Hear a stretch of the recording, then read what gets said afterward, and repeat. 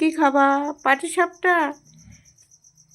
পাটিসাপটা বানানোর জন্যে আমি 1 কাপ সুজি আগের থেকে আমি ওইটা ভিজিয়ে রেখেছিলাম। আর 0.5 ঘন্টা ভিজিয়ে রেখেছি। 0.5 ঘন্টা ভিজানোর পরে ওইটা 2 কাপ ময়দা দিয়েছি, 2 চামচ চিনি দিয়েছি, স্বাদ মতন লবণ দিয়েছি, পরিমাণ মতন জল দিয়েছি, দিয়ে ওইটা বেশ মেখে ম্যারিনেট করে রেখে দিয়েছি ওইটা 10 মিনিট চাপা দিয়ে।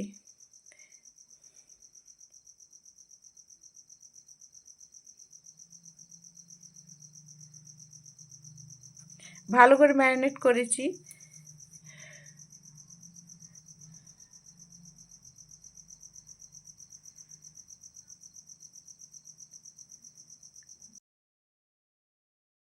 চাটু বসিয়ে ঘি দিয়ে ওইটা আস্তে আস্তে করে গোল করে করলাম। পাশ দিয়ে একটু একটু করে ঘি দিয়ে দিচ্ছি, দিয়ে বেশ চারিপাশে খুন্তি দিয়ে ওইটা দেখলাম বেশ উঠে যাচ্ছে। দেখুন বন্ধুরা কি সুন্দর হচ্ছে। এবার সুন্দরভাবে করে আস্তে আস্তে করে তৈরি করতে হবে। দেখুন নেড়ে নেড়ে আস্তে করে কি সুন্দর হচ্ছে। দেখুন দিচ্ছি সঙ্গে সঙ্গেই হয়ে যাচ্ছে, কি সুন্দরভাবে উঠছে। এরকম করে করে বানিয়ে। আর সন্দেশ ওইটা আমি নারকেলের পুর দেইনি, সন্দেশ দিয়েছি। সন্দেশ দিয়ে পুর দিয়ে তৈরি করছি। সুন্দরভাবে এরকম আস্তে করে হাত দিয়ে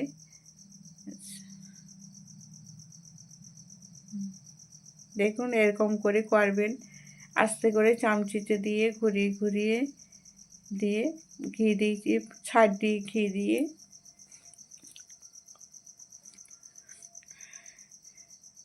খুন্তি দিয়ে বেশ উঠে যাচ্ছে। দেখুন বন্ধুরা কি সুন্দরভাবে উঠছে।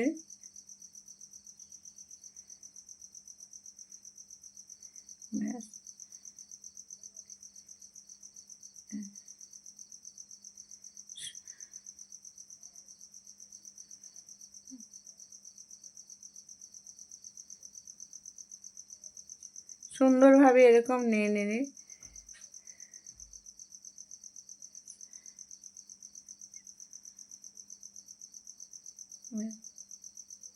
পাশ দিয়ে অল্প করে ঘি দিয়ে, বেশি ঘি দিলে আবার ওইটা উঠবে না, হালকা পরিমাণে ঘি দিয়ে করতে হবে।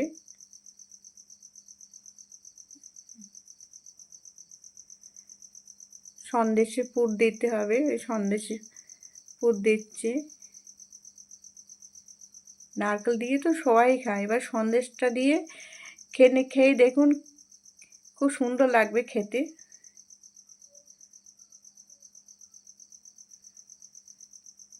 সুন্দরভাবে হয়ে যাচ্ছে।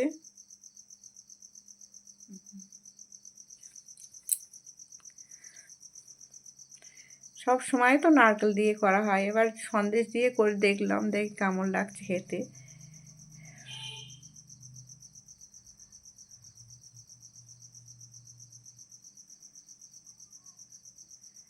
দু পিঠ উল্টিয়ে একটু করে নেব, নিয়ে সন্দেশটা দিয়ে মনে মনে আস্তে আস্তে গটিয়ে ভালো করে সুন্দর করে এবার ভাবে তুলবো।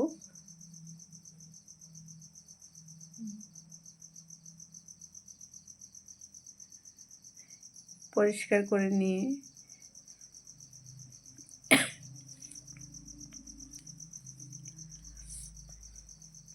ভালো করে চাটুটা একটু গরম হয়ে গেলে মুছে নিতে হবে। হালকা একটা কাপড় দিয়ে মুছে নিতে হবে, নিয়ে চাটুটা সবসময় পরিষ্কারই থাকবে, না আবার লেগে যাবে ওইটা।